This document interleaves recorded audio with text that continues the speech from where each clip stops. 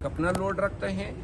Constitutional side पे जो article 199 में हाई कोर्ट डिसाइड करती हैं या सुप्रीम कोर्ट की अपनी कॉन्स्टिट्यूशनल ज्यूरिसडिक्शन है आर्टिकल 184(3) में या फिर एडवाइजरी ज्यूरिसडिक्शन है, तो उनका मौकफ ये है कि इसके लिए कॉन्स्टिट्यूशनल कोर्ट होनी चाहिए। इससे ये होगा उनकी राय में कि सुप्रीम कोर्ट इख्तियारात के लिए इतनी एक मुतलकुल अनान इदारा नहीं होगा, क्योंकि कॉन्स्टिट्यूशनल कोर्ट कॉन्स्टिट्यूशनल मैटर के साथ डील करेगी, क्रिमिनल और सिविल मैटर के साथ मौजूदा सुप्रीम कोर्ट डील करेगी, दूसरी को कॉन्स्टिट्यूशनल कोर्ट कहा जाएगा।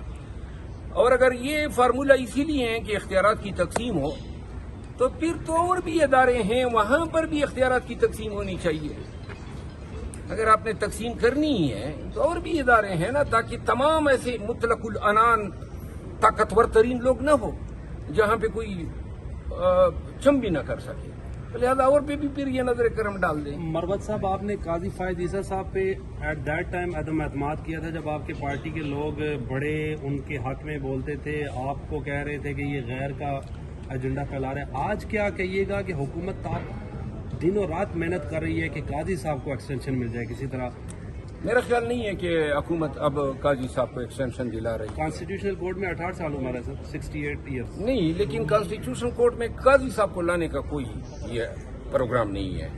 और दूसरी बात ये है, एक चीज में ये बाखबर जराए से बता रहा हूं कि इस कॉन्स्टिट्यूशनल पैकेज को फेल करने में पाकिस्तान मुस्लिम लीग नून के चंद सीनियर रहनुमाओं ने बड़ा कलीदी किरदार अदा किया है। Thank you so much. ये बताइए कि मतलब साहब नजीम चेंज हुई थी तो सिंध हाउस जेरे बोर्ड था, अब पंजाब हाउस की बात की जा रही है कि तरीके इंसाफ के कुछ एमएनए थे जिन्हें वहां बैठाया हुआ है, इस पे क्या कहेंगे? इस पे मैं बात करना भूल गया। देखिए, ये किस तरह की कॉन्स्टिट्यूशनल अमेंडमेंट है? 7 हमारे एमएनए अगवा किए हुए हैं, पंजाब हाउस में रखे हैं, और हमारे 2 एमएनए ऐसे हैं जो बिरने मुल्क थे और हमने इनको कहा कि मत आओ, और ये फिर भी आए।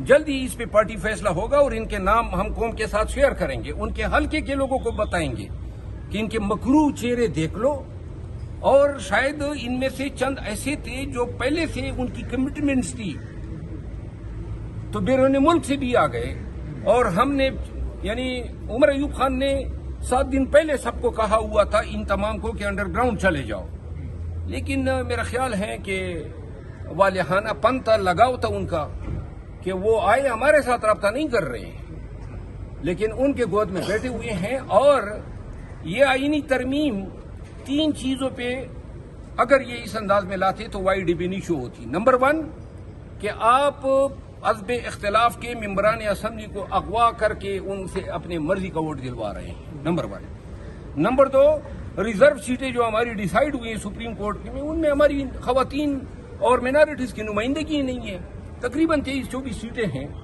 और फिर केपी से 11 सेनेटर अभी तक इलेक्ट ही नहीं हुए हैं। तो लिहाजा ऐवान पार्लियामान अभी तक इनकम्प्लीट है।